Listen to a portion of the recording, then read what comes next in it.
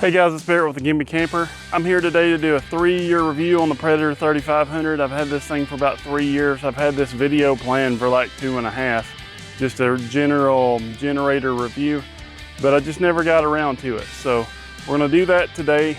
I wanna start by showing you all the upgrades that I've done. I've got different videos on that, so they'll be posted up in the corner as well as down in the description. First thing is gonna be the plug and play remote starter from generatorupgradesupply.com. And before I forget, they gave me a discount code. So if you use the promo code GIMPY at their website, they're gonna give you free shipping. So, you know, that's not too bad of a deal there. So be sure to do that if you're interested in a plug and play remote starter.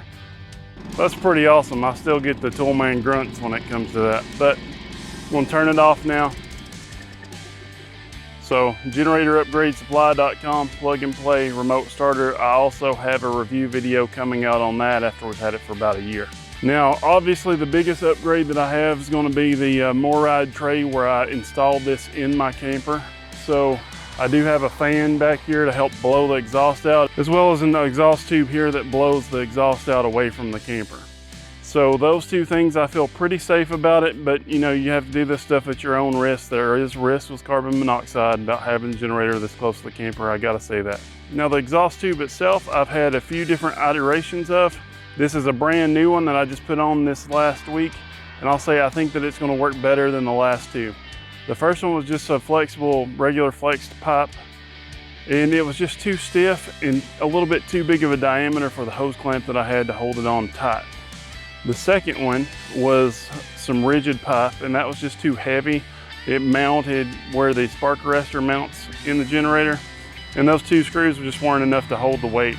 Now this is just a diesel heater exhaust with a 1-inch exhaust clamp that I found. I'll have links to that down in the description, as well as the video where I just did the install on that. In order to put this thing up, we just slide the fan inside, and we just push it back till it clicks. That fan is plugged into the generator, so anytime the generator's on, that fan's gonna be turned on and running. At the end of the video, I'm gonna have some decibel readings for you with a decibel meter, but I'll say that the loudest part of this was just the rattling of the latch here for this tray, which I just put some bungee cord over, and that pretty much took care of that. It vibrates a little bit, but I have it sitting on an anti-fatigue mat on here. I even took the wheels off of it now. In that fatigue mat and in the drawer, I have some holes drilled, so that way the air intake can still work. And I have a hole drilled over here on this side that's pretty large for the oil drain, so I can service it without having to take it out of the camper. It's pretty nice. I do have it tied down to the tray with 4 tie-down straps. Never really moves that much at all, I'll say. The biggest drawback to this is filling the gas tank. So I do use a gas pump. Now I'll say that the pump that I have that goes on the gas tank, I kind of love-hate relationship with it. I did a video on that, and it does leak a little bit from time to time right at the pump, and it costs $70, but it's really handy because that pump just stays on the gas can, because I don't have enough room to put a gas can in here, obviously. But you know, with it dripping just a little bit, first of all, it drips less than the whole safety can crap that they sell today where you're trying to push the release and it's leaking out everywhere. I don't even know how they think those are better than the old ways, because I always spill more gas with them. Anyway, so that's the deal on that. Now this particular machine, I have had a couple of those. We'll get into the cons here in a minute with those, but it's got 138 hours on it. It's not gave me one bit of problem, and I've had this for about a year. Truthfully, we don't go that many places where we can dry camp. And if we just stay overnight somewhere in a parking lot or something, it's really been too big of a hassle thus far in order to get this thing out, because I had to run my power cable. Now I just installed a cable with the transfer switch in the camper, as well as a 2000 watt sine wave inverter. So that should make that a lot easier and make it where I use it more for those short stops. The generator's always been dependable. It's never let me down. The only time that I've had one that wouldn't start with the electric start was when I went 4 to 5 months without starting it. It was before I had it in the camper, so I had it in the house. I didn't drag it outside and start it like I was supposed to. You should always run a generator at least quarterly with a load on it for 20, 25 minutes. That'll keep the battery up, that'll keep the power working correctly. You want to have that load on there The 3500 does power my 50 amp camper with no problems. It runs the 15,000 BTU air conditioner with no issues at all. The only time that I've ever had it fail out was when I was using the air conditioner. Use the microwave in short spurts without any issues, but my wife was melting some chocolate to make some treats one time, and she had the microwave on for like 4 or 5 minutes. And then the generator failed out and turned off. So, that's not something that you want to use often, is like a microwave with the air conditioner on. But if it's in short spurts every now and then, it'll handle it just fine. As far as the vibration when it's running, it's really not an issue. You can feel it a little bit more in the bedroom because our bed's just right up behind this slide. But we don't sleep with this thing running very often. We have a time or two. But due to safety with carbon monoxide and stuff, we tend to not do that. There is a carbon monoxide detector that's extra that I added right inside the slide just for extra protection there. The biggest issue that I've had with running this machine, like I say, is getting the main power cord out, setting it up, and that setup time. But I did recently, like I say, put in an inverter. And when I did the inverter, I actually had a transfer switch up here so it'd be more automatic. That didn't work out so much. You can check out my transfer switch and inverter video, but I do have a plug up here. So there's a short cord now that stays right here. And so now when I want to use the generator, I don't even have to use the adapter because I have that cord with the same L530 plug, and it just plugs right in here. No issues. Now, if you're at a dry camping campground or something and you're right beside here, now most of those dry camping campgrounds aren't real tight, so you're not going to be right up against here. But it is a little bit louder because the exhaust does point out this way. And like I say, I have decibel readings on that at the end of the video, and it's not that loud. But if you're somewhere that's like completely quiet, I do get a little self-conscious about it running. And no, I don't think the Honda generators that are 3 times more are any less loud than this thing. All right, guys, so is it all sunshine and rainbows? No. For the money this thing costs, I think it was worth it.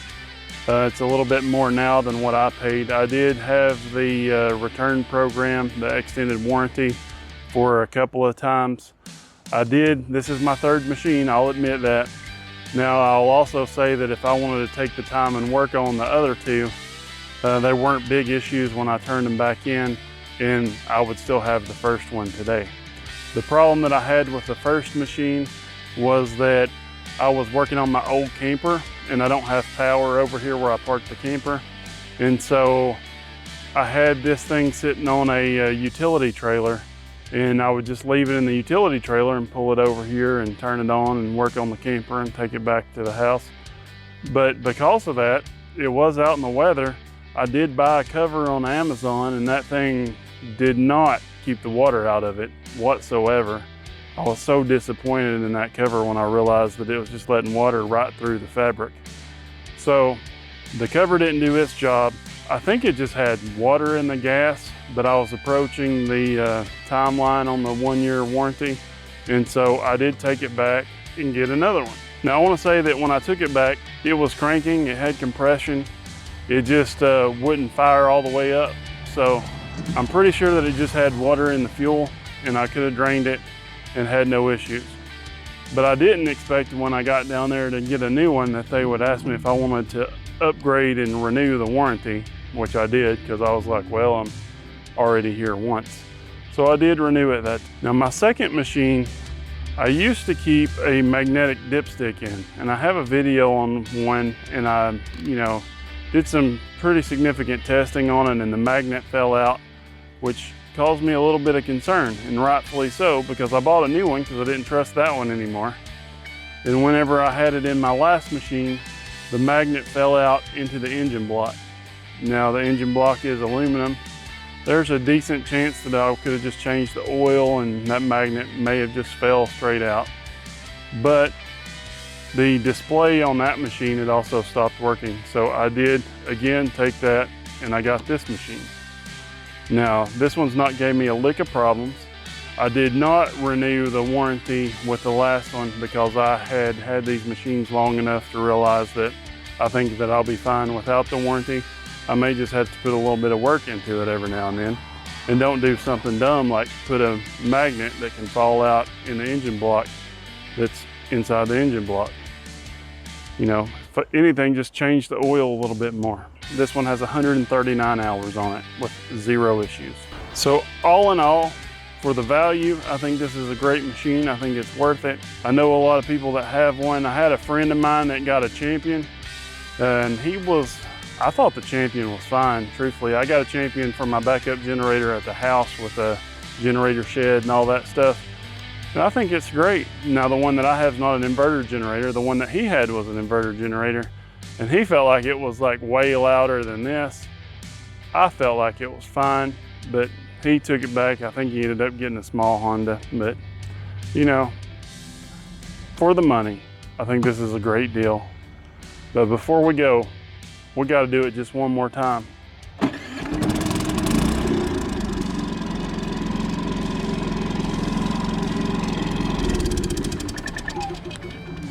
So guys, thanks for watching the video.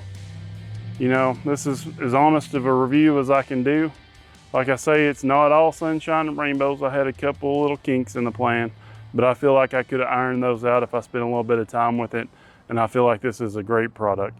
So now we're going to go around and we're going to hear real time based on my wireless mic and the decibel reader here of how loud the generator is at different spots. Okay, so standing right in front of the generator at 75 decibels. Walking about 10 feet in front of it, we're at 64 decibels. We're about 20 feet just in front of the generator and it's at 55 decibels. So we're at 47.8 decibels just on the front side of the camper with the generator running. So we're at 43 decibels. We're about 20 feet in front of the camper, which would hopefully be where the next camper would be at a minimum, because I like to have a little bit of space. So you can just hear it hum just a little bit, but it's not bad. All right, so we're about 20 feet behind the camper and the generator is, you know, another 20 feet. So that's going to be about 40 feet. We're still down to 47 decibels. At 50 feet, we're at 43 decibels. We're about 40 feet in front of it.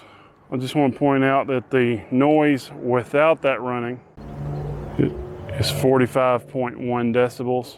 And when I turn it on, so we're at 51 decibels at the same distance with no cars going by. Whenever cars go by, it's actually going up to 60.